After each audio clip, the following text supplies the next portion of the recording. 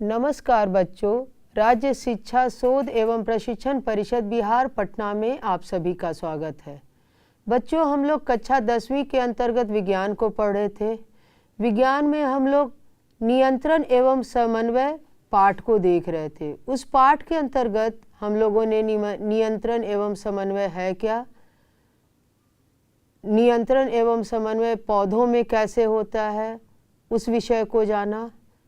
जीवों में नियंत्रण एवं समन्वय कैसे होता है, किन क्रियाओं के द्वारा है, उसको आज हम लोग यहाँ समझेंगे। नियंत्रण एवं समन्वय जीवों में दो विधियों के द्वारा होता है। एक विधि है जिसको कि नर्वस कंट्रोल कहते हैं, तंत्रिका तंत्र के द्वारा होता है, जिसकी संरचनात्मक एवं क्रियात्मक इकाई तंत्रिका कोशिका है। और दूसरा रसायन के द्वारा होता है। तो रसायन के द्वारा किसके द्वारा होता है? हार्मोन को। हम लोगों ने पिछले कक्षा में, पिछले पाठ में हम लोगों ने चर्चा किया था कि हार्मोन और एंजाइम में क्या अंतर है, हार्मोन किसके द्वारा स्रावित होता है। याद है कुछ बच्चों? हार्मोन किसके द्वारा स्रावित होता है? सही बोला आप लोगों ने, अंतःस्रावी ग्रंथियों के द्वारा। हम लोगों ने अंतःस्रावी और बहिःस्रावी ग्रंथियों के अंतर के बारे में भी जाना था। हार्मोन एंजाइम में भी अंतर पहचाना था। तो ये तो हम लोग तंत्रिका और रासायनिक तंत्र को समझ लिया। तंत्र की दो माध्यमों से जीवों में नियंत्रण एवं समन्वय होता है। बच्चों, अब चलते हैं, देखते हैं कि तंत्रिका तंत्र कैसे कार्य करता है, उसमें कौन कौन सी ऐसी संरचनाएं हैं जो इसके लिए कार्य करती हैं। तंत्रिका तंत्र कैसे कार्य करता है? नियंत्रण एवं समन्वय तंत्रिका एवं पेशीय ऊतक द्वारा प्रदान किया जाता है। यानी तंत्रिका तंत्र में नियंत्रण एवं समन्वय जो होता है वो तंत्रिका तंत्र और पेशी ऊतक दोनों के कंबाइंड कार्य करने से होता है। अब दूसरे बिंदु को देखते हैं। तंत्रिका तंत्र तंत्रिका कोशिकाओं या न्यूरॉन के एक संगठित जाल का बना होता है और यह सूचनाओं को विद्युत आवेग के द्वारा शरीर के एक भाग से दूसरे भाग तक ले जाता है। तंत्रिका तंत्र की जो कोशिकाएं हैं, जिसे कि न्यूरॉन कहते हैं, एक पूरा न्यूरॉन का हमारे शरीर में जाल बना होता है जो हमारे कह सकते हैं ब्रेन से लेकर हमारे पैरों के टिप तक मौजूद होते हैं। जैसे कि हमारे घरों में बिजली के तार कैसे हैं, हमारे दरवाजे से लेकर घर के अंतिम छोर तक रहते हैं, वैसे ही। और इस सूचनाओं को, जैसे वहाँ इलेक्ट्रिक करंट पास होता है, यहाँ भी विद्युत आवेग के द्वारा शरीर के एक भाग से दूसरे भाग तक ले जाया जाता है। अब आते हैं कि ये मैसेज वहाँ क्या है, वहाँ इलेक्ट्रिक करंट पास होता है, यहाँ क्या है, मैसेज का करंट पास होता है। यानी शरीर के एक भाग से दूसरे भाग तक मैसेज जाता है। तो ये मैसेज कौन रिसीव करता है, यानी कौन है जो बाहरी वातावरण से शरीर का जुड़ा रहता है, जो ग्रहण करता है और रिसेप्टर तक जिस तक पहुँचना होता है वो पहुंचाता है। तो चलिए देखते हैं कि ग्राही अंग यानी ग्रहण करने वाले अंग कौन कौन से हम जंतुओं के शरीर में हैं। ग्राही तंत्रिका कोशिका के विशिष्टीकृत सिरे होते हैं जो वातावरण से सूचनाओं का पता लगाते हैं। ये ग्राही हमारी ज्ञानेंद्रियों में स्थित होते हैं। यानी ग्राही तंत्रिका ऊतक कौन हो गए? ग्राही ऑर्गन हमारे कौन हो गए? हमारे सेंस ऑर्गन जो हमें वातावरण से जोड़ते हैं। सर्दी है, गर्मी है, धूप है, पानी है, हमारे आसपास क्या घटित हो रहा है, ये हमारे सेंस ऑर्गन हमको बताते हैं। अब एक एक करके इन सेंस ऑर्गन को हम लोग देखते हैं। जैसे कान में ग्राही तंत्रिका होती है, ये किस में हमारी मदद करती है? सुनने में। कान से जब हम सुनते हैं तो क्या है, शरीर का संतुलन बनाने में हमारी मदद करती है। आँख में ये क्या रिसीव करता है? प्रकाशग्राही होती है और हमें देखने में मदद करती है। त्वचा में तापग्राही यानी तापमान को ग्रहण करता है।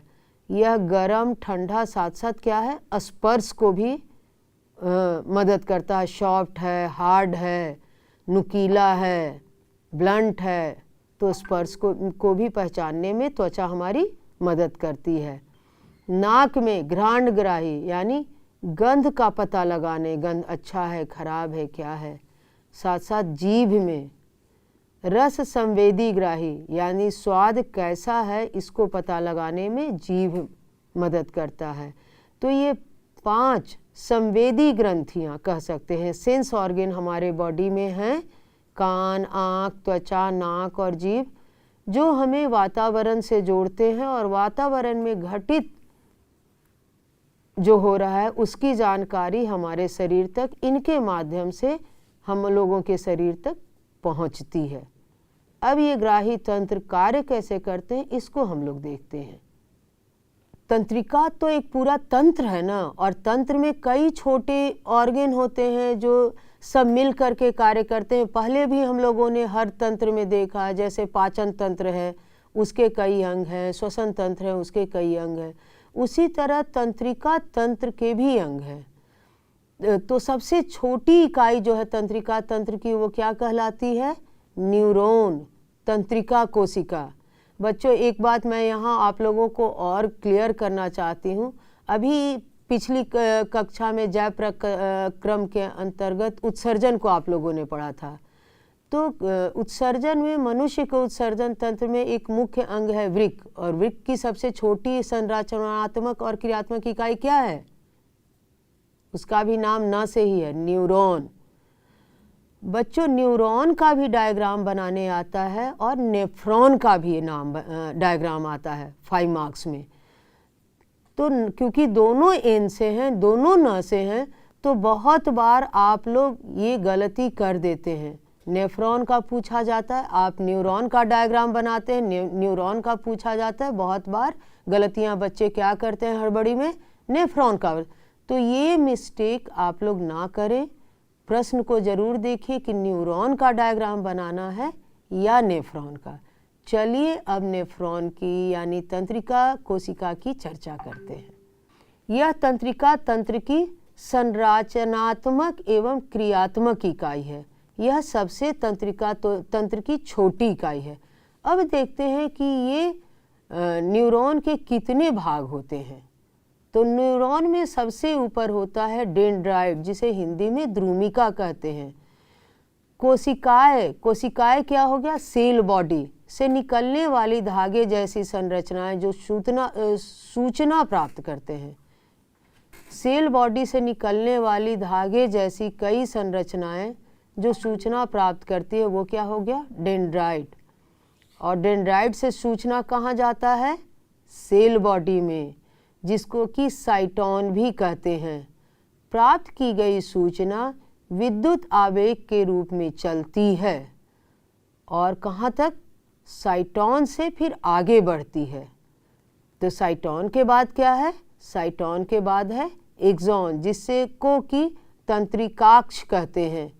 यह सूचना के विद्युत आवेग को कोशिकाएं से दूसरे न्यूरॉन की द्रुमिका तक पहुंचाते हैं। यानी एक्सॉन क्या हो गया कि सूचना को कोशिका से दूर दूसरी कोशिकाओं तक पहुंचाने का कार्य करता है। अब देखिए 2 कोशिकाएं हैं, एक कोशिका के एक्सॉन हो गया और दूसरी कोशिका का साइटोन हो गया। यानी दोनों जब मिलते हैं तो ये मिलने वाले भाग को, ये जो पॉइंट है दोनों के मिलने वाले पॉइंट को क्या कहते हैं? सिनाप्स कहते हैं। क्या कहते हैं बच्चों? ये जो दोनों मिल रहा है, एक का क्या हो गया? टेल, और एक का क्या हो गया? हेड। तो हेड और टेल जहाँ 2 कोशिकाओं के मिलते हैं उसे कहते हैं सिनाप्स। तो देखिए अब सिनाप्स को कैसे हम लोग डिफाइन कर सकते हैं। सिनाप्स की कभी कभी परिभाषा भी लिखने को आती है, तो आप हम लोग यहाँ देखते हैं। यह तंत्रिका के अंतिम सिरे एवं अगली तंत्रिका कोशिका के द्रुमिका के मध्य का रिक्त स्थान है। आप लोग देख पा रहे हैं ना कि अगली कोशिका का अंतिम सिरा और दूसरी कोशिका का ऊपरी सिरा के मध्य स्थान के रिक्त स्थान को सिनाप्स कहते हैं। यहाँ विद्युत आवेग को रासायनिक संकेत में बदला जाता है जिससे यह आगे संचरित हो सके, यानी एक कोशिका से दूसरी कोशिका में जो मैसेज है वो जा सके। यानी एक कोशिका मैसेज को छोड़ती है तो ये कोशिका जो है रिसीव करती है। बच्चों, अब न्यूरॉन के डायग्राम से इसको और बेहतर तरीके से हम लोग समझते हैं। बच्चों, यहाँ जैसा कि स्क्रीन पर आप लोग देख पा रहे हैं कि एक न्यूरॉन का डायग्राम है, इसमें बहुत सारे लेबलिंग है। तो बच्चों, कम से कम हम लोग जो मेन लेबलिंग है उसको ज़रूर याद रखेंगे। जैसे ऊपर में, हेड के ऊपर में जो येलो वाला ब्रांचेज स्ट्रक्चर है जिसको कि डेंड्राइट्स कहते हैं, और फिर बीच में डेंड्राइट्स जो चौड़े पार्ट में मौजूद है उसको सेल बॉडी या सिस्टोन भी कहते हैं, साइटोन कहते हैं। डेंड्राइट, साइटोन, और जो लंबा जैसा जो तने जैसी संरचना है उसको एक्सॉन कहते हैं। और एक्सॉन अंतिम में जो ब्रांच स्ट्रक्चर में एंड हो रहा है जिसको कि एक्सॉन टर्मिनल या सिनाप्टिक एंड कहते हैं। तो कम से कम ये 4 लेबलिंग आप लोग डायग्राम में ज़रूर करें, और ज़्यादा कर सकते हैं, ये अच्छी बात है। तो यहाँ डेंड्राइट्स क्या है, बहुत सारे साइटोन के, या कह सकते हैं कि न्यूरॉन एक कोशिका है, उसके हेड पार्ट में बहुत सारे ब्रांचेज होते हैं जिसको कि डेंड्राइट्स कहते हैं। जैसे हमारे सर में बहुत सारे बाल हैं तो समझिए कि न्यूरॉन का वो बाल है जिसे कि डेंड्राइट्स कहते हैं। क्लियर? और डेंड्राइट्स मैसेज को रिसीव करने का काम करता है। तो डेंड्राइट्स मैसेज को कहाँ ला रहा है? बाहर से कोशिका के अंदर की ओर। इसके बाद क्या है? उसके बाद कोशिका जो है, जो मेन सेल बॉडी है, एक पतली लंबी संरचना में बदलती है, स्टेम जैसी संरचना में, तने जैसी संरचना में, जिसको कि आप देख पा रहे हैं एक्सॉन कहते हैं। और ये एक्सॉन बच्चों एक बाहरी ऊपरी कवर से ढका रहता है और इस कवर को कहते हैं माइलिन शीथ। आप देख पा रहे हैं ना कि ब्लू कलर का एक ढका हुआ है जिसको कि माइलिन शीथ कहते हैं। और आप क्या देख रहे हैं कि पूरे माइलिन शीथ के बीच बीच में ये खाली जगह है। उस खाली जगह को कहते हैं नोड ऑफ रैनवियर। बीच बीच में गैप है, माइलिन शीथ नहीं है, उसको कहते हैं नोड ऑफ रैनवियर। और नीचे में फिर से एक्सॉन जो आकर के, जैसे पौधों के की जड़ें कई शाखित हो जाती हैं, ब्रांचेज रहते हैं, पौधे के जड़ों को आप लोग देखा है ना, देखिए वैसी ही संरचना है। इसको कहते हैं सिनाप्टिक एंड। और इसके नीचे जब आप, जैसे अभी आपने पढ़ा, इसके सिनाप्टिक एंड पे दूसरे न्यूरॉन का हेड जुड़ा रहेगा। और जब हेड जुड़ा रहेगा तो उस संरचना को कहेंगे सिनाप्स। यानी उसको पूरे को, एक का टेल सिनाप्टिक एंड, दूसरे का डेंड्राइट्स, दोनों मिलकर के क्या कहलाएगा? सिनाप्टोनीमल कॉम्प्लेक्स कहलाता है। सिंपल भाषा में उसको कहते हैं सिनाप्स। यानी सिनाप्टिक एंड मैसेज छोड़ता है एक केमिकल के रूप में, एक रसायन के रूप में, और दूसरे सेल का जो डेंड्राइट्स है उसको रिसीव करता है उस केमिकल को, और फिर से उसको विद्युत आवेग में वो परिवर्तित करता है। बच्चों, उस केमिकल का नाम, ऐसे बहुत सारे केमिकल हैं, एक केमिकल है एसिटाइल कोलिन। आप लोग याद रखिएगा, एसिटाइल कोलिन नामक रसायन छोड़ा जाता है जो दूसरे सेल का डेंड्राइट्स रिसीव करता है। बच्चों, यहाँ एक्सॉन और साइटोन में कभी कभी अंतर भी लिखने के लिए आता है। तो एक्सॉन क्या हो गया? एक्सॉन न्यूरॉन की एक चौड़ी संरचना है, आप लोग देख भी पा रहे हैं चित्र में, जबकि एक्सॉन क्या है? एक पतली लंबी संरचना है। साइटोन क्या करता है? ये एक्सॉन की मैसेज के कोशिका की ओर लाता है, जबकि एक्सॉन क्या करता है? मैसेज को कोशिका से दूर ले जाता है। ठीक है, तो ये दो अंतर एक्सॉन और साइटोन में आप याद रख सकते हैं। बच्चों, यहाँ न्यूरॉन का डायग्राम हम लोग अच्छी तरह से समझ लिए हैं। न्यूरॉन कैसे कार्य करता है ये भी समझे। कौन सा रसायन होता है जो मैसेज एक से न्यूरॉन से दूसरे न्यूरॉन में पहुंचाने का काम करता है सिनाप्स के पास? Acetyl choline. क्या नाम है? Acetyl choline. ऐसे और कई रसायन हैं जो आगे की कक्षाओं में आप लोग पढ़ेंगे। तो ये सबसे छोटी संरचना न्यूरॉन थी जो कि कार्य करता है और पूरे शरीर में बिजली के तार की तरह फैला रहता है। बिजली के तार में भी आप लोग बच्चों देखते हैं कि प्लास्टिक का कवर रहता है। यहाँ न्यूरॉन में किसका कवर था? माइलिन शीथ का कवर था। वहाँ प्लास्टिक का कवर रहता है, या माइलिन शीथ का कवर है। अब आगे देखते हैं कि ये नर्वस न्यूरॉन्स कहाँ कहाँ कैसे अरेंज रहता है। तो अब चलते हैं जो मुख्य भाग है तंत्रिका तंत्र का, कह सकते हैं कंट्रोलिंग यूनिट, जहाँ से पूरा शरीर कंट्रोल होता है। मनुष्य का मस्तिष्क, ब्रेन ऑफ ह्यूमन। तो मनुष्य का मस्तिष्क एक अत्यंत महत्वपूर्ण कोमल अंग है। तंत्रिका तंत्र के द्वारा शरीर की क्रियाओं के नियंत्रण और समन्वय में सबसे महत्वपूर्ण भूमिका मस्तिष्क की ही होती है। यानी सब पूरा कंट्रोल यहीं से होता है, ब्रेन के द्वारा। मस्तिष्क खोपड़ी या मस्तिष्क गुहा, जिसको कि अंग्रेजी में कहते हैं क्रेनियम, के अंदर सुरक्षित रहता है। हम लोग बोल चाल की भाषा में इसे कपाल भी कहते हैं। यह चारों ओर से तंतुमय संयोजी उत्तक, फाइब्रस कनेक्टिव टिश्यू की एक झिल्ली से घिरा होता है, जिसे कि मेनिंजेज कहते हैं। यह झिल्ली कोमल मस्तिष्क को बाहरी आघातों तथा दबाव से बचाता है। यह मेनिंजेज क्या करता है? शॉक एब्जॉर्बर का काम करता है। बच्चों, आप लोग गाड़ी में तो शॉक एब्जॉर्बर देखा है ना, कि उबड़ खाबड़ रास्तों से आप चलते हैं तो स्प्रिंग जैसी वहाँ संरचना लगी होती है जो झटके को आप तक कम पहुँचने देती है। उसी तरह ये मेनिंजेज आघात से बचाती है। अभी आप लोगों ने क्या पढ़ा कि ब्रेन जो है एक खोपड़ी नुमा कवर के अंदर, खोपड़ी नुमा संरचना के अंदर बंद होती है, और उस खोपड़ी नुमा के अंदर भी कई झिल्लियाँ होती हैं जिसे कि मेनिंजेज कहते हैं। 2-3 लेयर होते हैं, और इस मेनिंजेज और खोपड़ी के अंदर एक फ्लूइड, एक तरल पदार्थ भरा होता है जिसे कहते हैं सेरिब्रोस्पाइनल फ्लूइड। Cerebrospinal fluid. ये सेरिब्रोस्पाइनल फ्लूइड 2 तरीके से कार्य करता है। एक तो अभी आपने पढ़ा कि फ्लूइड जैसे भरा रहेगा तो क्या होगा कि वो आघात से बचाएगा। अब जैसे ये बॉल जैसी संरचना, इसके अंदर फ्लूइड, वैसे बल्ब को आप पटकते हैं, रबर वाले बल्ब, तो क्या करता है? उछलता है, तो क्या है? रबर को चोट कम लगता है।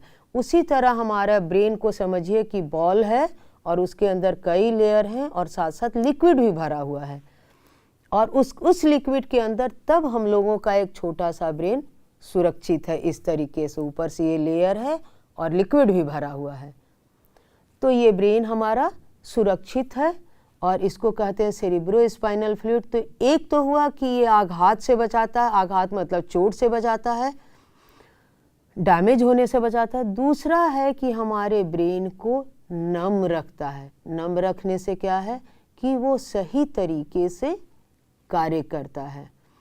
तो अगर आता है कि मेनिंजेज और फ्लूइड का क्या काम है, तो आघात से बचाता है, और दूसरा क्या कार्य है, तो यह नम बनाए रखता है हमारे ब्रेन को, जो उसको सही तरीके से कार्य करने में मदद करता है। अब और आगे देखते हैं। मस्तिष्क की गुहा भी इस द्रव्य से भरी होती है। सेरिब्रोस्पाइनल द्रव्य मस्तिष्क को बाहरी आघातों से सुरक्षित रखने में मदद करता है तथा यह मस्तिष्क को नम बनाए रखता है। तो सेरिब्रोस्पाइनल फ्लूइड के 2 कार्य हो गए, आघातों से सुरक्षित रखता है तथा यह मस्तिष्क को नम बनाए रखता है। कभी कभी बच्चों पूछा जाता है कि हमारे मस्तिष्क का वजन क्या है, तो चलिए उसको भी देखते हैं। मनुष्य का मस्तिष्क अन्य कशेरुकों के अपेक्षा ज़्यादा जटिल और विकसित होता है। इसका औसत आयतन लगभग 1650 ml तथा औसत भार करीब 1.5 kg यानी 1.5 kg होता है। मस्तिष्क को 3 प्रमुख भागों में बांटा गया है: अग्र मस्तिष्क, fore brain, mid brain, hind brain. अग्र मस्तिष्क, मध्य मस्तिष्क तथा पश्च मस्तिष्क। बच्चों, हमारा ब्रेन 3 मुख्य भागों में बटा होता है। अग्र मस्तिष्क जो ऐसा कि अपने सर को आप देख पा रहे हैं, हर कोई अपने सर को देख रहा है, तो अग्र मस्तिष्क हमारे ब्रेन का ज़्यादा भाग कवर करता है। और यही क्योंकि हम लोग बाइपेडल हो गए हैं, 2 पैरों पे खड़े हो गए हैं, तो हमारा अग्र मस्तिष्क जो डेवलप होते होते ये पीछे की तरफ तक चला गया है और ऐसे लटक गया है। कह सकते हैं कि ऐसे आगे से होते हुए ऐसे लटक गया है पीछे, और इसके नीचे जो है मध्य मस्तिष्क और पश्च मस्तिष्क स्थित है। तो अब इसका डायग्राम से हम लोग समझेंगे कि अग्र मस्तिष्क, पश्च मस्तिष्क और मध्य मस्तिष्क कौन सा है। बच्चों, हम लोग यहाँ ब्रेन का देख पा रहे हैं भाग। तो आप देख रहे हैं ना कि पूरा जो ये फोल्डेड संरचना जो दिखाई पड़ रहा है पूरे ब्रेन में, करीब करीब आप कह सकते हैं कि मोर देन 75% भाग अग्र मस्तिष्क से कवर है। और मध्य मस्तिष्क कहाँ है? अग्र मस्तिष्क से सफ़ेद वाला पार्ट जो आप देख रहे हैं वह मध्य मस्तिष्क है। और खोजिए यहाँ कहाँ है? पश्च मस्तिष्क। तो देखिए उजले के नीचे आपको और एक और संरचना है, जैसे पॉन्स, मेडुला और एक अनुमस्तिष्क, जिसको हम लोग कहते हैं छोटा दिमाग। कहते हैं ना कि गर्दन के पीछे मत मारो, यहाँ छोटा दिमाग होता है। तो देखिए वहाँ अनुमस्तिष्क रहते हैं, और पॉन्स, मेडुला, अनुमस्तिष्क तीनों मिला करके आपको पश्च मस्तिष्क यानी हाइंड ब्रेन बनते हैं। तो पूरा ब्रेन का पार्ट जो है, हमारा हेड जो है, मैक्सिमम अग्र मस्तिष्क से ढका हुआ है।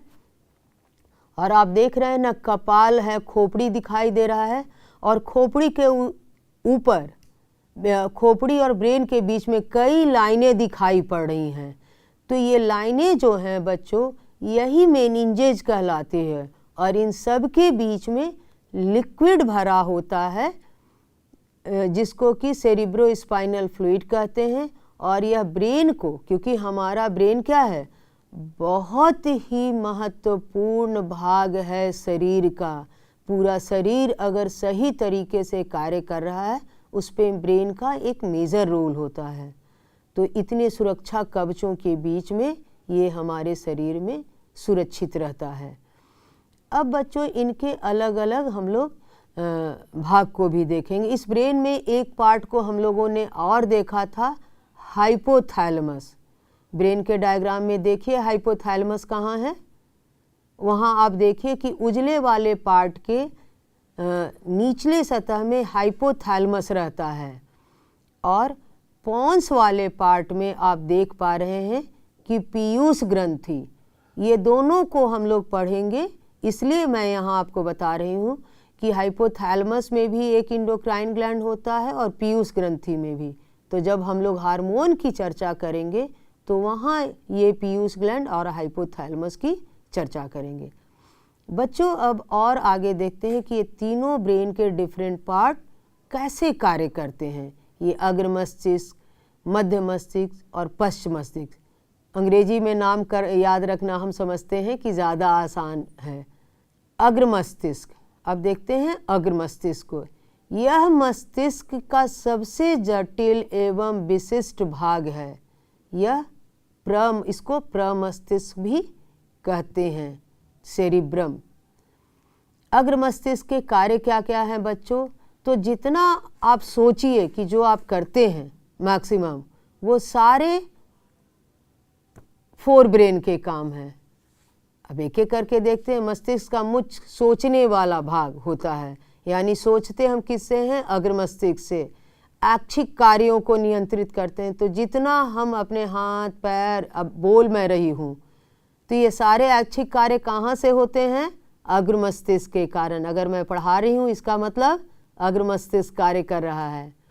सूचनाओं को याद रखना, कल क्लास में मुझे क्या पढ़ाना है, ये जो मैं याद रखती हूँ, तो एक तरह का इन्फॉर्मेशन है। और कई सालों की सूचनाओं को जो हम लोग याद रखे रहते हैं, कलेक्ट करके यादों को रखते हैं, ये भी अग्र मस्तिष्क करता है। शरीर के विभिन्न हिस्सों से सूचनाओं को एकत्रित करना एवं उनका समायोजन करना, यानी कब कौन सा कार्य करना है, ये इकट्ठा करके और वैसे निर्देश को देना, उनके बीच समन्वय स्थापित करना, ये भी कार्य कौन करता है? अग्र मस्तिष्क करता है। भूख से संबंधित कार्य, यानी भूख लगती है, अब खाना है, अब नहीं खाना है, इस भूख से भी संबंधित कार्य अग्र मस्तिष्क ही करता है। तो देख रहे हैं ना कि सारे इम्पॉर्टेंट कार्य जो हैं हमारे शरीर के, किसी भी व्यक्ति के, किसी भी जीव के, वो किस पे निर्भर है? अग्र मस्तिष्क के। यानी थिंकिंग, लर्निंग, मेमोरी, ये सारे कार्य अग्र मस्तिष्क के हैं। बच्चों, आप लोगों ने कितने लोगों ने कागजी बादाम को देखा है, जिसे कि अखरोट भी, कागजी बादाम नहीं, अखरोट को देखा है? आलमंड जिसको अंग्रेजी में कहते हैं।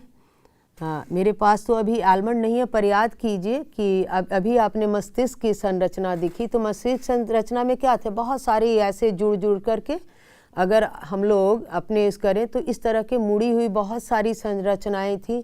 और अखरोट को आप देखिएगा तो ऐसी ही मुड़ी हुई बहुत सारी संरचनाएं अखरोट में भी होती हैं। तो अखरोट एक तरीके से हमारे ब्रेन का ही भाग जैसी संरचना है उसकी। और अखरोट कैसे बंद है? एक हार्ड कवर के नीचे। तो कपाल भी हमारा वैसे ही हार्ड है, उसी कवर के नीचे। और अखरोट को जैसे आप लोग अलग करिएगा तो उसको देखिएगा कि अखरोट जो है दो भागों में आसानी से बढ़ता है और उसको बीच में कनेक्ट करने वाला एक पतला सा पार्ट होता है। तो हमारा ब्रेन भी 2 इक्वल हाफ में है, 2 हेमिस्फीयर में है, और लेफ्ट और राइट। तो और बीच दोनों उसके कार्य जो हैं वो बीच से दोनों लेफ्ट राइट एक बीच पार्ट से जैसे अखरोट जुड़े रहते हैं, वैसे ही हमारे अग्र मस्तिष्क के भी पार्ट एक बीच के पॉइंट से जुड़े रहते हैं। तो आप अपने ब्रेन की तुलना अखरोट से कर सकते हैं। और इसीलिए कभी कभी कहा जाता है कि प्रकृति में जो चीज़ें हमारे शरीर की संरचनाओं जैसे जिनके आकार हैं, वो उसको स्वस्थ रखने में मदद करता है। यानी अखरोट ज़्यादा हम खाएंगे तो हमारा ब्रेन ज़्यादा स्वस्थ रहेगा और अच्छे तरीके से कार्य करेगा। चलिए ब्रेन के अगले पार्ट को देखते हैं। मस्तिष्क, अनैच्छिक क्रियाओं को नियंत्रित करना। अब बच्चों, ऊपर में एक आया था ऐच्छिक क्रिया और यहाँ आता है अनैच्छिक क्रिया। तो इन दोनों क्रियाओं को समझने की आगे बढ़ने से पहले चलिए पहले मध्य मस्तिष्क के सारे कार्यों को पढ़ लेते हैं, फिर इसके बीच में तुलना करते हैं। मध्य मस्तिष्क का पहला कार्य क्या है? अनैच्छिक क्रियाओं को नियंत्रित करना, यानी जो हमारी इच्छा से कंट्रोल नहीं होता है, जैसे पुतली के आकार में परिवर्तन, सिर, गर्दन आदि की प्रतिक्रिया। पश्च मस्तिष्क, जो हाइंड ब्रेन जिसको कहते हैं, जो शरीर के ब्रेन के पिछले पार्ट में रहता है, यह भी अनैच्छिक क्रियाओं को नियंत्रित करता है। सभी अनैच्छिक जैसे रक्त दाब, लार तथा वमन पश्च मस्तिष्क स्थित मेडुला द्वारा नियंत्रित होता है। बच्चों, यहाँ अनैच्छिक क्रिया और ऐच्छिक क्रियाओं को थोड़ा हम लोग और विस्तृत समझ लेते हैं। ऐच्छिक क्रिया मतलब हमारे विलिंग से जो कंट्रोल होता, हमारी इच्छा से जो कंट्रोल होता है। अब जैसे मैं बोल रही हूँ, अभी आपको पढ़ा रही हूँ, तो ये क्या है? ये मेरी इच्छा से कंट्रोल है। अब मैं अगर अभी चुप बैठ जाऊँ तो मैं चुप रह सकती हूँ, मुझे पढ़ाना है तो मैं बोल रही हूँ।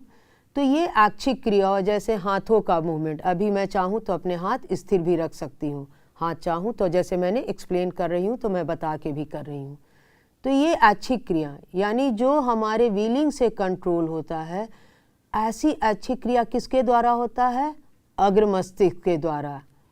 और अनैच्छिक क्रिया जैसे पाचन, श्वसन, उत्सर्जन, जो हमारे कह सकते हैं कि इंटरनल ऑर्गन जो हैं, वो क्रियाएं, अब अभी मैं चाहूँ, मैं खाना खाई हूँ थोड़ी देर पहले, अभी चाहूँ कि स्टोमिक, इंटेस्टाइन एंजाइम रिलीज ना करें, तो क्या ऐसा होगा? क्योंकि मैं खाई हूँ, वो कार्य करेंगे ही।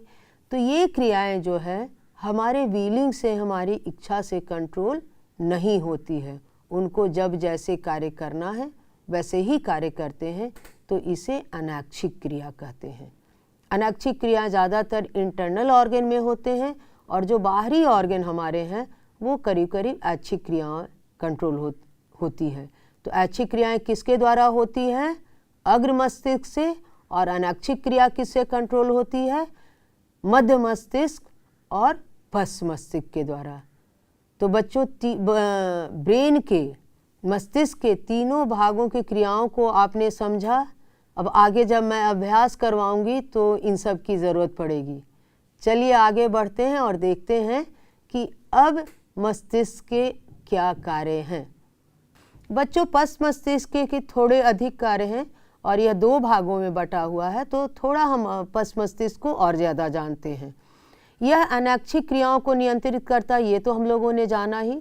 जैसे सभी अनैच्छिक, रक्तदाब, लार आना,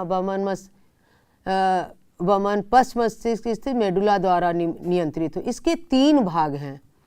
अनुमस्तिष्क, तो अनुमस्तिष्क क्या करता है? हमारे पोस्चर को बनाए रखने में मदद करता है, संतुलन में, ऐच्छिक क्रियाओं की गतियों इत्यादि को नियंत्रित करता है। ऐच्छिक क्रिया है जैसे पैर उठाना, हाथ उठाना, पर ये बैलेंस जो बना रहता है हमारे चलने में या पैर उठाने में, ये इसको कंट्रोल करता है अनुमस्तिष्क, जिसको कि छोटा दिमाग कहते हैं। मेडुला क्या करता है? पश्च मस्तिष्क से एक लंबी संरचना निकलती है, यह अनैच्छिक क्रियाओं का नियंत्रण करता है, जैसे रक्तचाप, वमन आदि का। पॉन्स क्या है? इसी में पॉन्स आपने डायग्राम में देखा था, यह श्वसन को नियंत्रित करता है। तो तीनों के अलग अलग कार्य को तो हम लोगों ने देखा। अब ब्रेन के कॉमन कार्य एक जगह हम लोग देख लेते हैं, जो अगले स्लाइड में हम लोग देखेंगे। बच्चों चलिए, अब सारे के कंबाइंड एक जगह हम लोग कार्य पढ़ते हैं मस्तिष्क के। तो आवेग ग्रहण करना, टू रिसीव इम्पल्सेस, मस्तिष्क सभी संवेदी अंगों से आवेगों को ग्रहण करता है। संवेदी अंगों के बारे में बच्चों हम लोग पहले ही पढ़ चुके हैं। दूसरा कार्य क्या है? ग्रहण किए गए आवेगों की अनुक्रिया, यानी जो ग्रहण आवेग करते हैं उस पर रिस्पॉन्स करता है। विभिन्न संवेदी अंगों से जो आवेग मस्तिष्क में पहुंचते हैं, विश्लेषण के बाद मस्तिष्क उनकी अनुक्रिया के लिए उचित निर्देश निर्गत करता है, यानी उसका एनालिसिस करके मस्तिष्क बताता है कि शरीर को करना क्या है। विभिन्न आवेगों का सहसंबंध, कई सूचनाएं जब ब्रेन को एक साथ मिलती हैं तो सारी सूचनाओं को कोरिलेट भी, सबके बीच समन्वय भी स्थापित करता है। मस्तिष्क को भिन्न भिन्न संवेदी अंगों से एक तरह से कई तरह के आवेग प्राप्त होते हैं। मस्तिष्क इन आवेगों को सह संबंधित कर विभिन्न शारीरिक कार्यों का कुशलतापूर्वक समन्वय करता है। जैसे मैं बच्चों इसको एक एग्जाम्पल से इसको समझाना चाहूँगी कि अब मान लीजिए नाक से गंध आ रहा है, सूचना जा रही है, अरे बहुत खुशबूदार खाना है, लेकिन एक तरफ से कह रहा है खाना तो अच्छा है पर ये गर्म है। तो ब्रेन इन दोनों सूचनाओं के बीच समन्वय स्थापित करेगा और सूचना देगा हाथ को कि खाना तो टेस्टी है पर अभी गर्म है, तो थोड़ी देर बाद खाना शुरू करें, मुंह में देर से डालें। तो ये समन्वय स्थापित करता है। अब चलिए इसके अगले कार्य को देखते हैं। सूचना का भंडारण, स्टोरेज ऑफ इंफॉर्मेशन। मस्तिष्क में विभिन्न सूचनाएं चेतना या ज्ञान के रूप में संचित रहती है, इसीलिए मानव मस्तिष्क को ज्ञान का भंडार भी कहा जाता है। ये बहुत इम्पॉर्टेंट कार्य है बच्चों। सूचना को इकट्ठा करना। तो आप लोगों ने देखा कि आवेगों को ग्रहण करता है, विभिन्न आवेगों के बीच में समन्वय स्थापित करता है। हमारा दिमाग सूचनाओं को इकट्ठा करके और वर्षों तक उसको संभाल करके रखे रहता है। जब हमें ज़रूरत पड़ती है तो उसको रिकॉल करने का भी कार्य करती है। तो बच्चों, आप लोगों ने यहाँ मस्तिष्क के विभिन्न भाग और उसके विभिन्न कार्यों को देखा। अगली कक्षा में तंत्रिका तंत्र से जुड़ी कुछ और सूचनाओं के बारे में हम लोग जानेंगे। तब तक के लिए धन्यवाद।